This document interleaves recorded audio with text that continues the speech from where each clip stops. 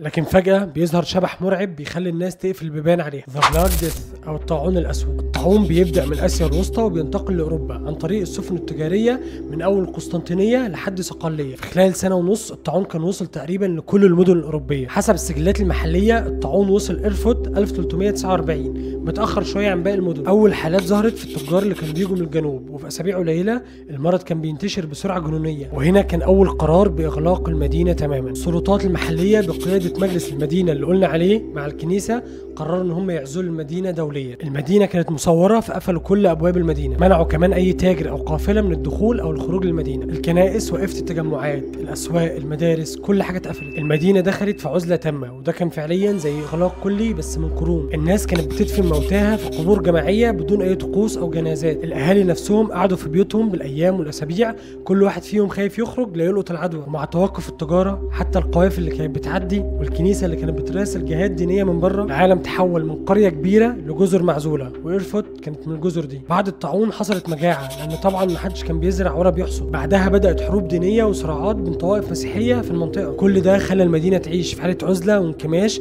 لأكتر من 80 وبعض المؤرخين بيقولوا 100 سنة.